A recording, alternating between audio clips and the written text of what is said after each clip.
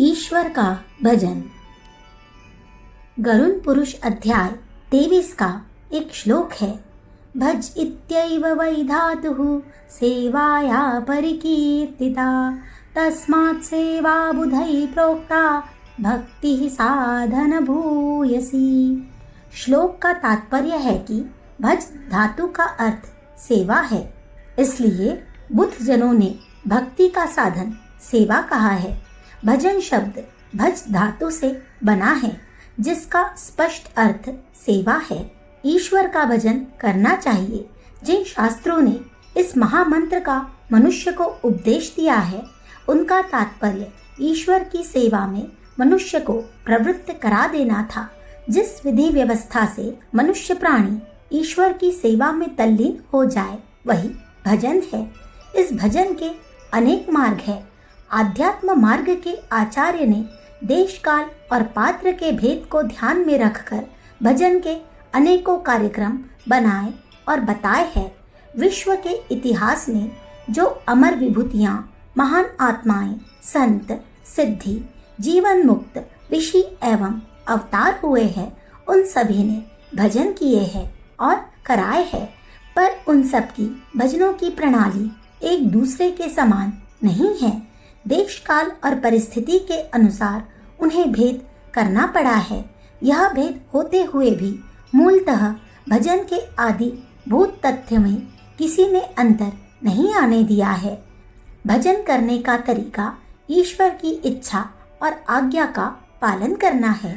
सेवक लोग अपने मालिकों की सेवा इसी प्रकार किया करते हैं।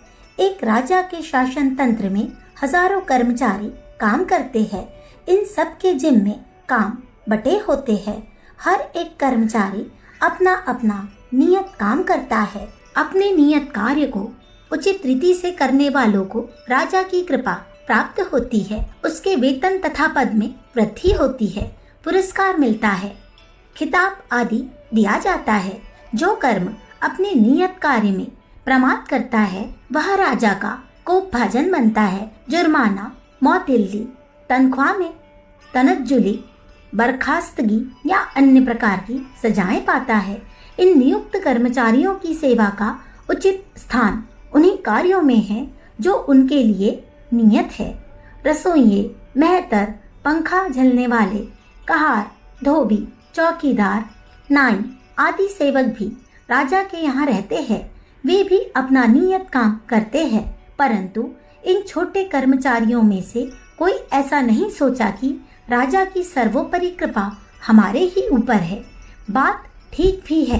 राजा के अभिष्ट उद्देश्य को सुव्यवस्थित रखने वाले राजमंत्री, सेनापति, अर्थमंत्री, व्यवस्थापक, न्यायाध्यक्ष आदि उच्च कर्मचारी जितना आदर, वेतन और आत्मभाव प्राप्त करते हैं, बेचारे मेहतर, रसोइये आदि को वह जीवन भर स्वप्न में भी प्राप्त नहीं होता।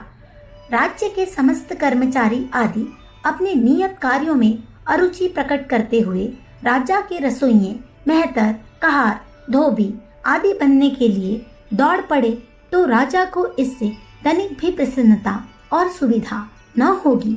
हजारों लाखों रसोइयों द्वारा पकाया और परोसा हुआ भोजन अपने सामने देखकर राजा को भला क्या प्रसन्नता हो सकती है।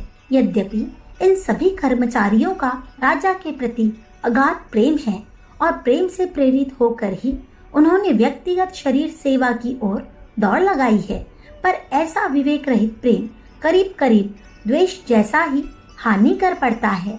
राज्य के आवश्यक कार्य में खर्च और अनावश्यक कार्य की वृद्धि, यह कार्य प्रणाली किस बुद्धिमान राजा को प्रिय नहीं हो सकती।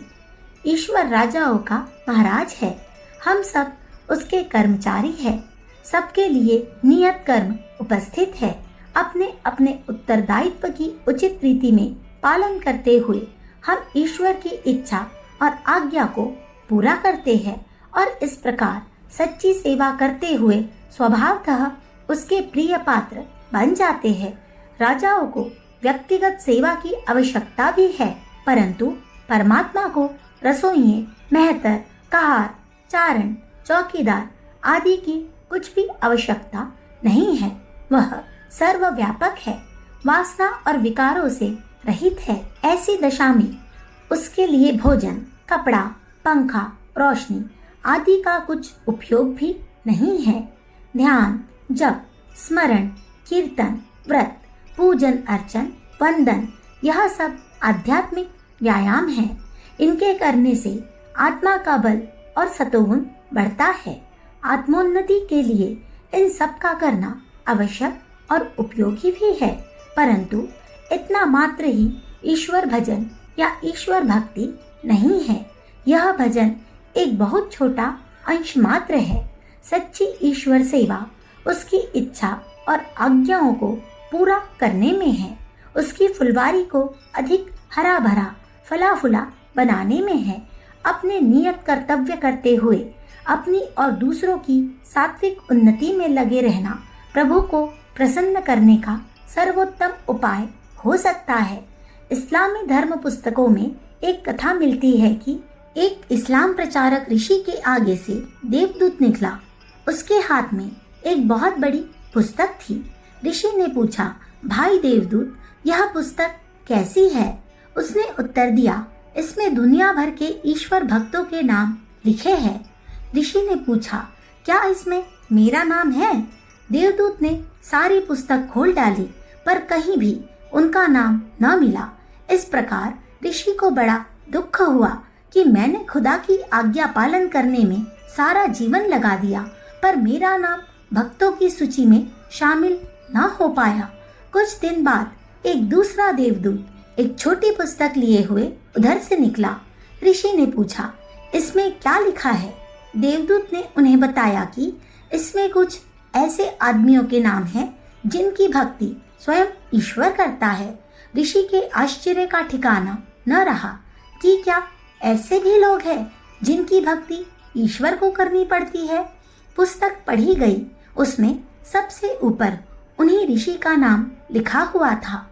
महात्मा कबीर ने भी ऐसा ही कहा है, कबीर मन निर्मल भया जैसे गंगा नीर, पीछे लागे हरि फिरत कहत कबीर कबीर।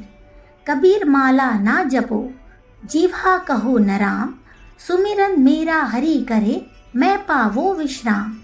ईश्वर को प्रसन्न करने की इच्छा से भगवान भजन करने वालों को भजन का वास्तविक तात्पर्य समझना चाहिए। भजन सेवा के अर्थ में प्रयुक्त हुआ है। परमात्मा की सेवा उसकी चलती फिरती प्रतिमाओं की सेवा में है। उसके बगीचे को, संसार को अधिक सुंदर, सुख, शांतिमय बनाने का प्रयत्न करने में है। अपने कर्तव्य धर्म को, उत्तरदायित्व को एक ईमानदार और सच्चे मनुष्य की तरह पालन करने में है। ईश्वर की इच्छा और आज्ञा है कि अधर्म का नाश और धर्म की स्थापना की जाए।